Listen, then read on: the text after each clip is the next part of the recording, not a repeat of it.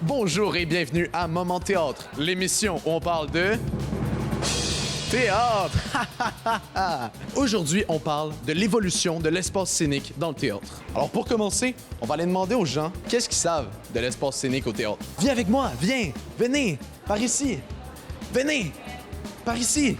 Si tu avais un examen de théâtre sur tout l'ensemble des connaissances qu'on peut avoir là-dessus, tu penses que tu aurais combien sur 10 à peu près? Je pense pas que je suis si informée. Je dois vraiment développer le côté plus culturel de ma ville. Je me donnerais probablement un 3 sur 10. Peut-être 7 sur 10, à peu près. Je suis quand même un peu informée. Peut-être un 7-8. Pour un citoyen, un bon 8. Pour un chargé de cours de l'École supérieure de théâtre, mon Dieu, mes collègues sont extraordinaires, bien meilleurs que moi. Un bon 7,5. 6? 7. Peut-être un 6 ou un 7. Là. Un 6. Je vais le downplay, là, 7 sur 10, mais confiant que je peux avoir au moins un 8-9 sur 10. 6,5. Ça serait quoi votre dernière expérience que vous aviez au théâtre, une œuvre que vous avez vue? Est-ce qu'il y en a une qui vous a plus marqué que les autres? Bien, l'année dernière, une pièce qui m'a marquée, c'est La femme qui fuit, du roman de Anaïs Barbeau-Lavalette. C'est super bon. Je suis allée voir Corps fantôme au Théâtre Jean Duceppe, qui était très percutant, très actuel. J'ai été voir la pièce Dracula. C'est sûr que Os, la montagne blanche de Steve Gagnon reste une expérience qui était vraiment transformante. Je suis allée voir une pièce récemment qui s'appelle Corps fantôme au Théâtre du CEP. Je suis allée voir Âme au Théâtre du Nouveau Monde. J'ai vu une pièce de théâtre qui s'appelle Neige sur Abidjan, qui était absolument merveilleuse. Vous vous imaginez dans votre tête un théâtre, une salle de théâtre. Décrivez-moi à quoi ça ressemble pour vous. Ça prend des bancs pour qu'il y ait un public, ça prend une scène. Un peu comme un amphithéâtre, genre, comme avec plusieurs niveaux de gradins, tout ça, avec des bancs un peu en angle, puis la scène devant. Ouais, je résumerais ça comme ça. Mon rêve, moi, c'est, tu sais, mettons les théâtres grecs, où est-ce que tu as une vue sur la mer. Mais ça, t'en as aussi au Québec, t'en as un peu partout dans le monde. Fait que des espaces naturels où est-ce que ça rassemble vraiment tout le monde, tu sais. Ben, moi, dans ma tête, c'est le classique. T'as ton public assis, puis t'as ta scène en avant avec les rideaux. J'adore aussi le concept de se retrouver dans un cube noir où il n'y a rien d'autre qui existe à l'extérieur de ça, puis où tu as l'impression d'être complètement comme plongé, immersé, tu sais, t'as comme pas de contact avec l'extérieur jusqu'à temps que tu mettes les pieds dehors de ce cube-là. Fait que ça crée vraiment comme t'es dans la zone. Pour moi, c'est un espace qui est séparé entre scène et salle. Un espace assez libre, pas trop de contraintes, quelque chose qui éveille une créativité. Il y a la scène, il y a le monde sur la scène, puis il y a genre du monde en face de la scène qui regarde le monde qui sont sur la scène. Je te dirais que du moment que t'as un endroit pour t'asseoir ou pour un endroit pour regarder, puis un endroit pour jouer, t'as un théâtre. Cette disposition-là de scène que tu imagines, OK? Tu penses qu'elle existe depuis combien de temps? C'est la Grèce antique, le théâtre, pour ce que j'en sais en tout cas. Au 18e siècle?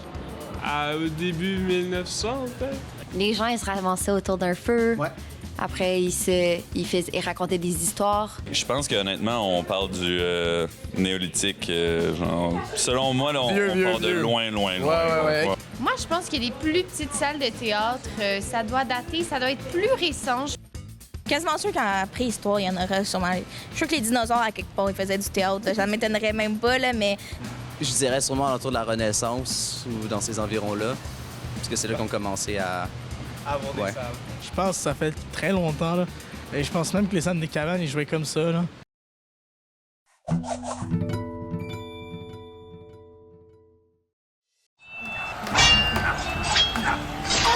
On pense connaître énormément de choses sur l'époque romaine.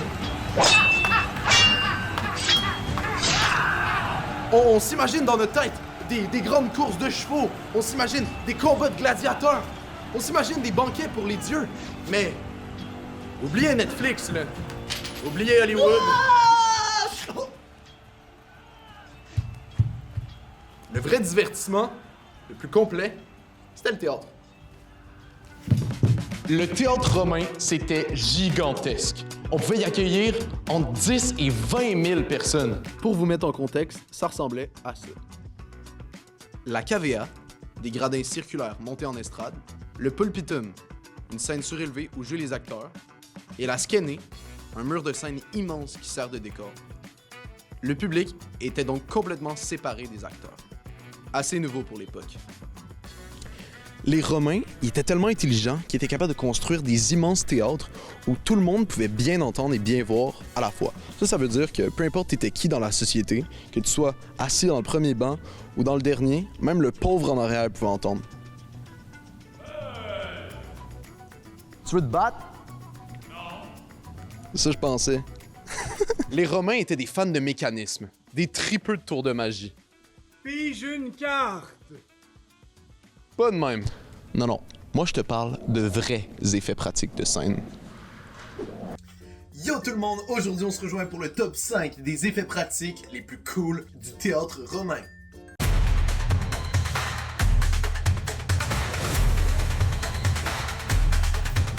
C'est parti!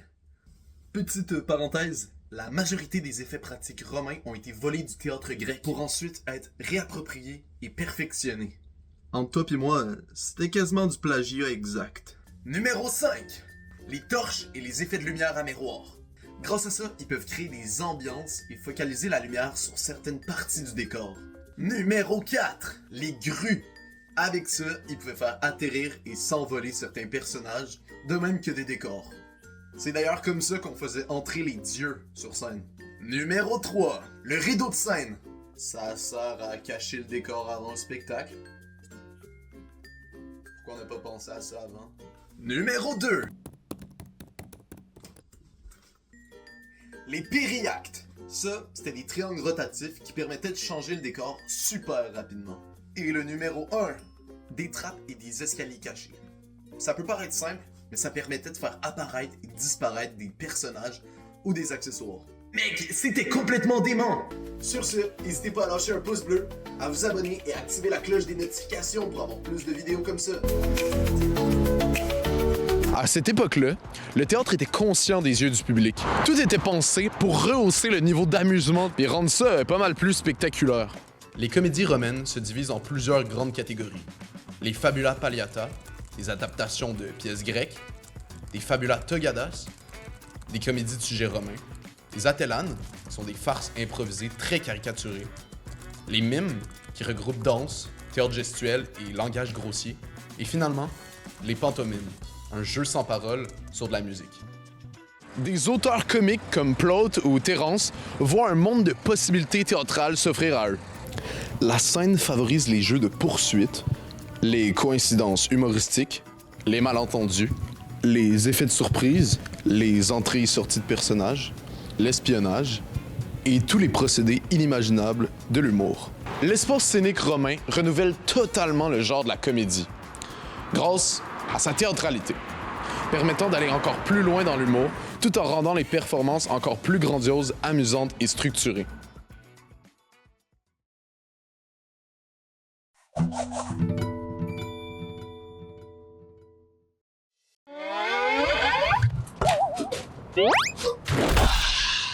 Le bon vieux temps.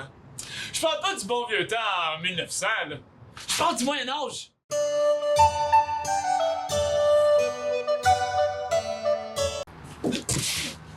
Crois-le pas. Il y avait du théâtre à cette époque-là aussi. Ben oui. La disposition scénique au temps médiéval dépendait en fait du type de théâtre. Autrement dit, dans quel contexte est-ce que l'histoire était racontée? Eh bien, il en existe deux types de théâtre. Il y avait le théâtre religieux, aux histoires tirées de la Bible. Puis il y avait aussi le théâtre profane, des histoires satiriques pour le divertissement du public.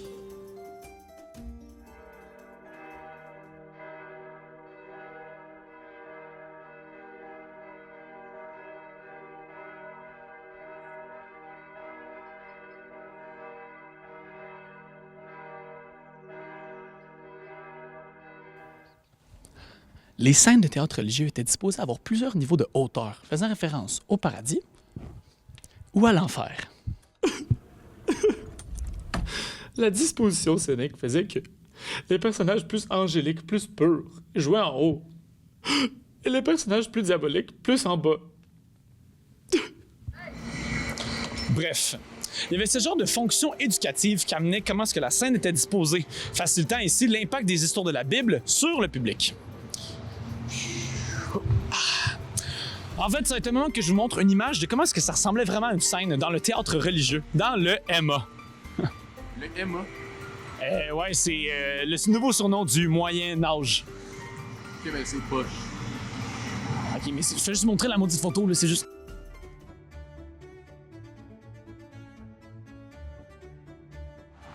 Maintenant, il existe le théâtre profane. Il y a des gens qui l'appellent le théâtre de tréteau. C'est un théâtre extérieur qui peut se faire partout. Oui, oui, partout. Mais il manque un petit élément. On appelle ça un échafaud. C'est un élément de décor. Il prend cette forme-là parce que c'est du théâtre éphémère, donc qui ne persiste pas longtemps dans le temps.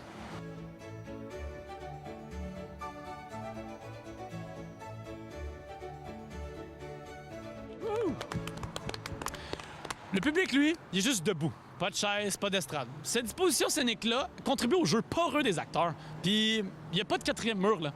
Donc, la théâtralité contribue seulement au divertissement du public. Fait que c'est ça, dans le fond. Le théâtre religieux jouait avec la hauteur des plateaux, puis le théâtre profane, il se faisait un peu n'importe où, mais avec un minimum de décor. Emma. Ça sonne pas si pire. Moyen-Âge.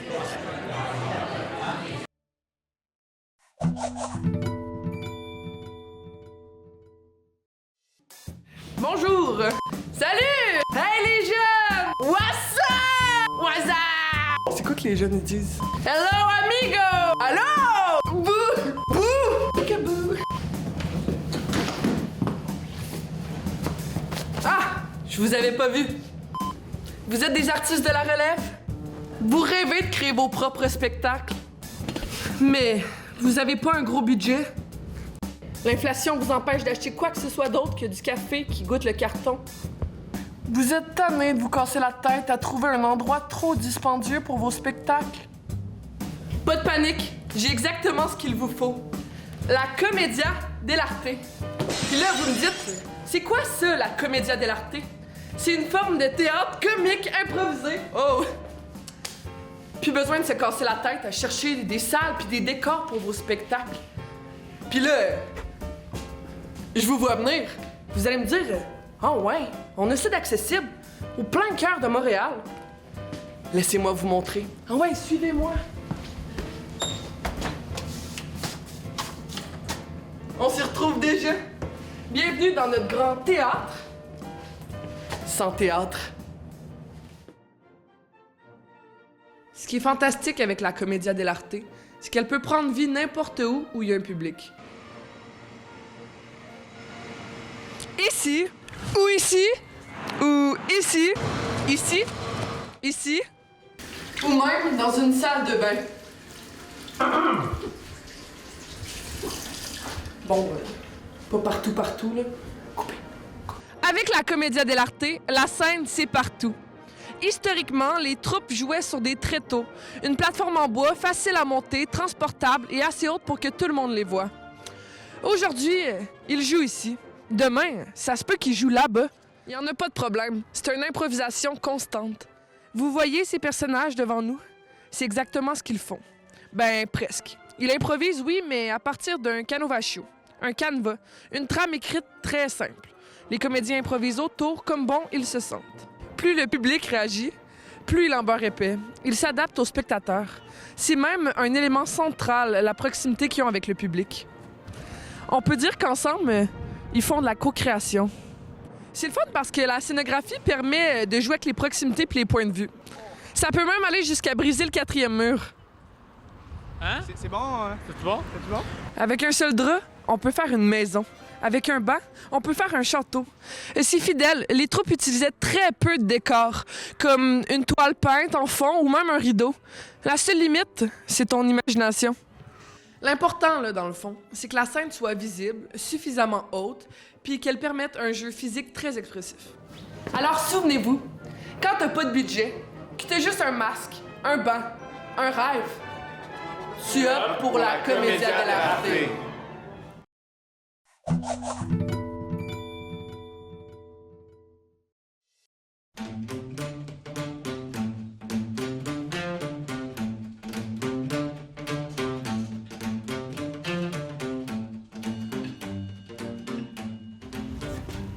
Le théâtre élisabétain.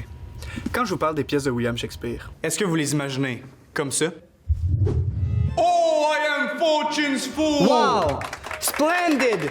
This is marvelous!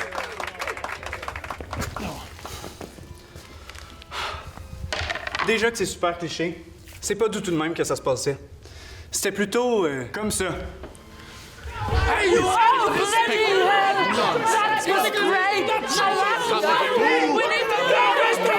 Bref, c'était beaucoup plus agité.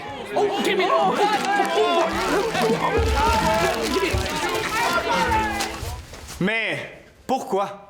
Ça, c'est à cause de la disposition scénique. Les théâtres élisabétains ont une origine assez particulière.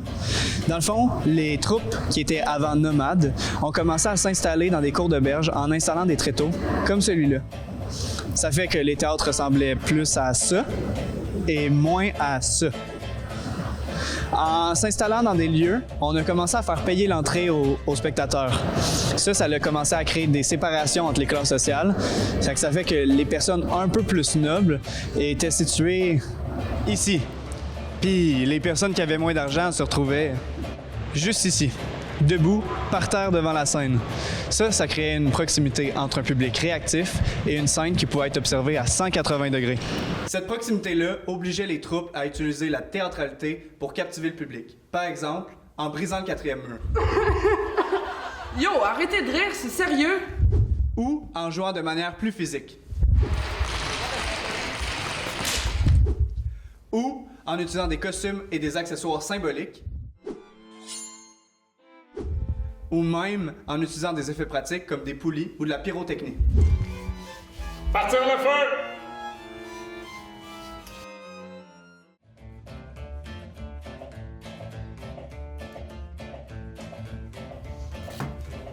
Bref, le théâtre élisabétain était bien plus qu'un théâtre poétique anglais. C'était un théâtre dans l'action qui utilisait sa disposition scénique pour créer un dialogue entre son public et sa théâtralité.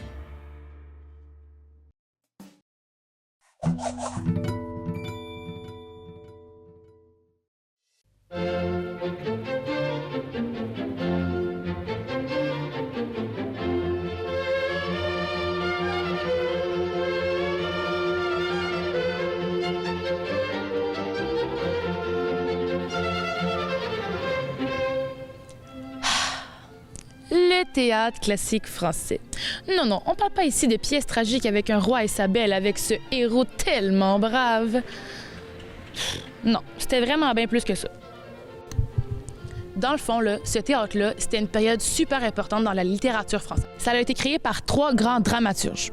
C'est Corneille, Molière et Racine qui ont chacun d'eux apporté un petit quelque chose de différent dans ce théâtre-là.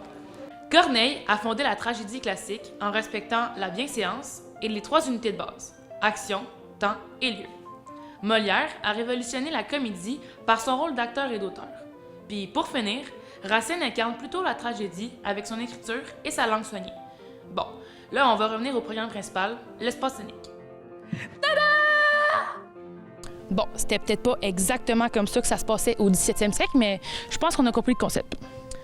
Dans ce temps-là, il s'inspirait vraiment beaucoup des modèles d'Italie. C'est pour ça que maintenant ça s'appelle à l'italienne.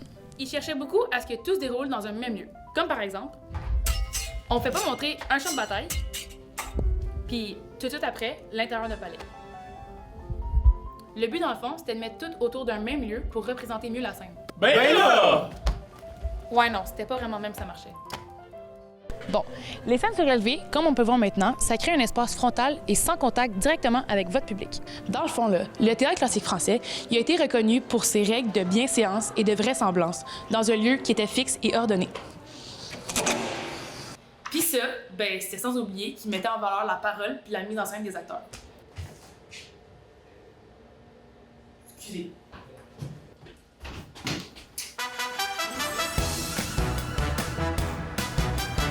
Bonjour à vous à la maison et bienvenue au Quiz Room édition théâtrale. On espère vraiment que l'espace scénique du théâtre romain au théâtre classique français vous a plu. Maintenant, place aux choses sérieuses.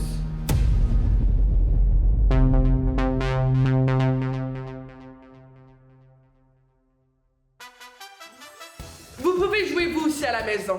Alors, première question. ou faux? Le chanteur Corneille a eu un impact majeur dans le théâtre classique français.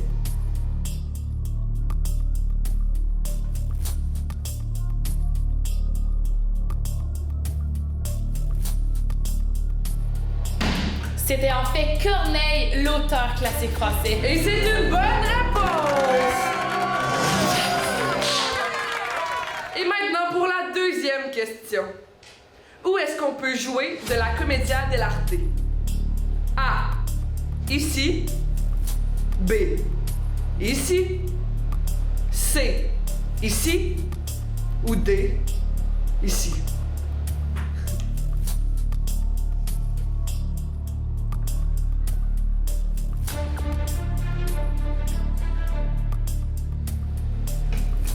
Ici. Et c'est une bonne réponse!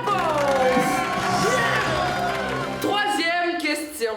L'acronyme EMMA signifie A. Mangeur d'arachides.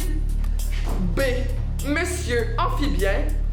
C. Moyen-Âge, entre parenthèses, c'est de la merde. Ou D. Massachusetts.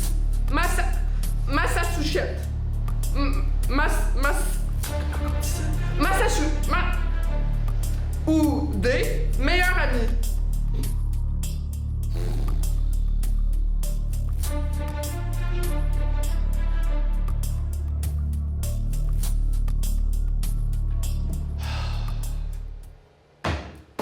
Je sais, c'est le Moyen-Âge, mais c'est un surnom de marque. Et c'est une bonne réponse! Quatrième question.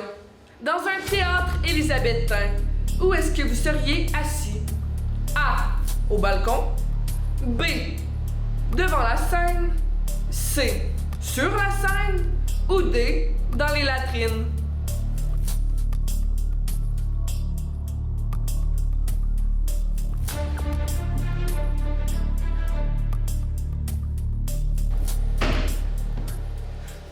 Au balcon, parce que je serais super riche.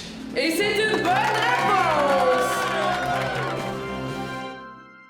Et maintenant pour la dernière question. Dans un théâtre romain, approximativement combien de personnes pouvaient être assises? A. 2 personnes. B. 67 personnes. C. 101 personnes. Ou D. 10 à 20 000 personnes.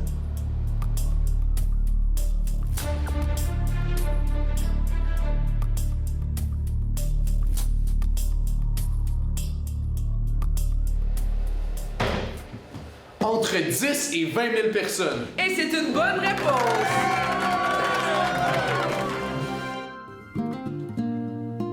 Hey, merci à vous, très chers téléspectateurs, d'être restés avec nous jusqu'à la fin de cette capsule pédagogique.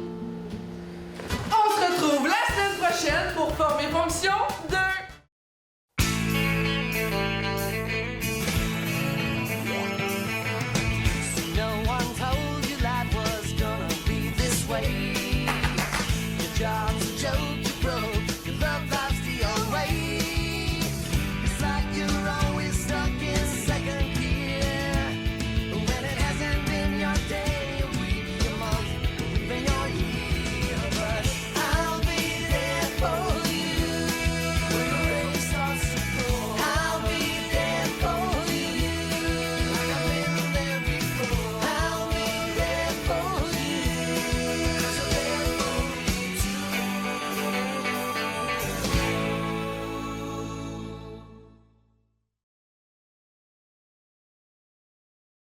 Thank you.